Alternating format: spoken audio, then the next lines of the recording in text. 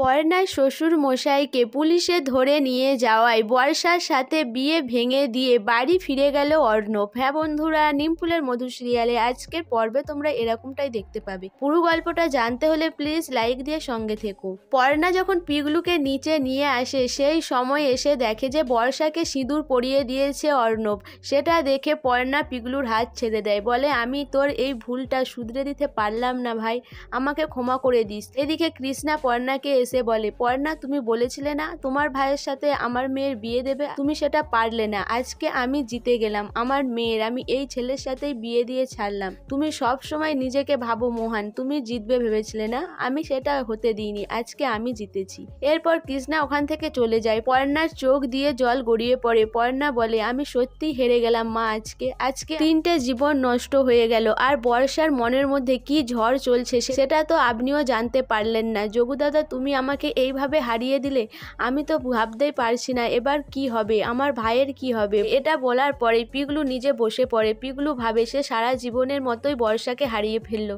বর্ষা ভাবে যে আমি তো এই বাড়িতে ছেড়ে চলে যাব, শুধু তাই নয় আমার ভালোবাসাকেও আমাকে জলে ভাসিয়ে দিতে হলো আজকে। এর পরের দিনেই যখন বর্ষা চলে যাবে তার আগে সবাই মিলে আশীর্বাদ করা শুরু করে। পর্ণাকে কৃষ্ণা বলে যে সবাইয়ের আশীর্বাদ করা হয়ে গেছে, পর্ণা এবার তুমি আর বাবু করে ফেলো। পর্ণা বলে যে না, আমরা করব না, আগে আমাদের করার আগে দিদি আর দাদা করবে। তখন কৃষ্ণা বলে, দেখেছো বাবুর বাবা, পর্ণার এটা করার কি দরকার ছিল, এখন আবার ওদের দিকেও ডাকছে আশীর্বাদ করার জন্য, ওরা কি আমার মেয়ের ভালো চাইবে নাকি? তখন বাবুর বাবা কৃষ্ণাকে বলে যে তোমার মতো তো পর্ণা নয়, তুমি যদি পর্ণার মতো ভাবতে পারতে তাহলে সবকিছুই তো পাল্টে যেত। এদিকে ছেলের বাড়ির লোক জিজ্ঞাসা করে যে ওনারা দুজন কে, ওনার দিকে তো বিয়ের সময় দেখিনি, আর ওনারা ছিলই বা কোথায়? তখন জেঠু বলে, ওরা হচ্ছে আমার বড় ছেলে আর বড় বৌমা। আমার ছেলের তো বড় কঠিন রোগ রয়েছে, সেই জন্য সে ঘরের বাইরে বেরোয় না, আর আমার বড় বৌমা আমার ছেলের দেখাশুনো করে, সেই জন্য সেও কালকে বিয়েতে থাকতে পারেনি। এরপর জেঠু তাদের দুজনকে ধরে এনে আশীর্বাদ করায়। এরপর বলে, আমার ছেলের তো কঠিন একটা অসুখ আছে, দুবেলা দুদাক করে ওষুধ দিতে হয়, আর সেটা আমিই দিই। এরপর জেঠু তার দিকে টেনে নিয়ে ঘরে চলে যায়। পর্ণা আর সৃজন বর্ষাকে আশীর্বাদ করে। বর্ষা পর্ণাকে জড়িয়ে ধরে যে বৌদি ভাই, আমি তো এই বাড়ি ছেড়ে এবার চলে যাব। পর্ণা বলে যে আর কান্নাকাটি করো না বর্ষা, সবকিছু ঠিক হয়ে যাবে। সৃজন বলে,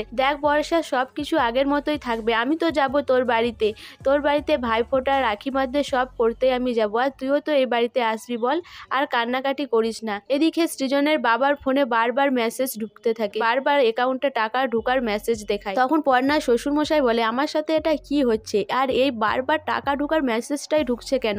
তখন জেঠু বলে যে কি হয়েছে দেখি। জেঠু বলে, ভালোই হয়েছে তো, তোর বিয়ের তো খরচা উঠে গেল। তখন সৃজনের বাবা বলে, না দাদা, এটা তো চিন্তার বিষয়। পর্ণা তখন এসে বলে, কি হয়েছে বাবা? তখন পর্ণাকে বলে যে আমার অ্যাকাউন্টে বারবার টাকা ঢুকছে। পর্ণা বলে, কই দেখি। পর্ণা দেখে বলে যে বাবা, এটা চিন্তার বিষয়, একবার আমাদেরকে পুলিশের কাছে যেতে হবে, থানায় গিয়ে বলতে হবে এই ব্যাপারটা। বর্ষা আরে এই বাড়ি থেকে চলে যাক, তারপরে আমরা থানায় যাব। এরপর বর্ষাকে যখন বিদায় দেবে তার আগেই পুলিশ এসে হাজির হয়।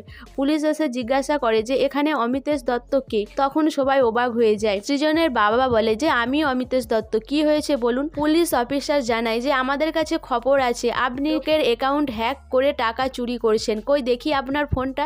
তখনই পর্ণা বলে, আচ্ছা দাঁড়ান দিচ্ছি। এরপর পর্ণা ফোনটা দেয়। অফিসার বলে, এই তো হাতে নাতে ধরেছি, দেখছি তো সব মেসেজ রয়েছে। পর্ণা বলে যে বিশ্বাস করুন স্যার, আমরা এটা দেখেছি, কিন্তু আমরাও থানায় যাব ভেবেছিলাম, আমাদের বাড়িতে একটা বিয়ে রয়েছে, আমরা ভেবেছিলাম এটা মিটে গেলেই যাব।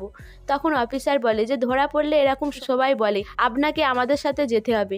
এদিকে অর্ণব তার মাকে ফোন করে জানায় সব কথাটা, বলে মা, এখানে একটা ঘটনা ঘটে গেছে, মেয়ের বাবাকে ধরে নিয়ে যাচ্ছে চুরির দায়ে। তখনই অর্ণবের মা বলে, ওই বাড়ির মেয়েকে এই বাড়িতে আর আনবি না, ওখানেই রেখে দিয়ে চলে আসবি। একটা চোরের বাড়ির মেয়েকে আমার বাড়িতে আমি নিয়ে আসবো আর আমি বরণ করব, সেটা কখনোই হবে না। পর্ণার শ্বশুর মশাইকে ধরে নিয়ে চলে যায়। এদিকে কৃষ্ণা কান্নাকাটি করতে থাকে। পর্ণাকে বলে যে যাই হোক করো তুমি পর্ণা, না হলে বাবুর বাবাকে ছাড়িয়ে আনতে পারবো না। পর্ণা কি করবে বুঝতে পারে না। জেঠিমা বলে, তার আগে আমরা বর্ষাকে এই বাড়ি থেকে বিদায় দিই, তারপরেই আমরা দেখবো কি করা যায়। অর্ণবকে বলে, চলো অর্ণব, আমরা এবার তোমার দিকে বিদায় জানাই। তখন অর্ণব বলে যে না, আমার মা বলেছে এই মেয়েকে ওই বাড়িতে না নিয়ে যেতে, যেই বাড়ির মেয়ের বাবা চোর আর সেই বাড়ির মেয়েকে আমি ওই বাড়িতে নিয়ে যাব, আমার মা তাকে বরণ করবে না, আমার মা বলেছে এখানেই রেখে দিয়ে যেতে।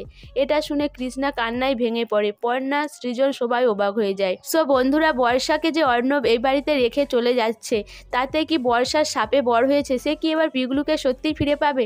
তোমাদের কি মত? মতামত অবশ্যই আমাকে কমেন্ট করে জানাবে। আর আমার ভিডিওটা ভালো লাগলে প্লিজ সাবস্ক্রাইব করে দিও আর লাইক কমেন্ট শেয়ার করো।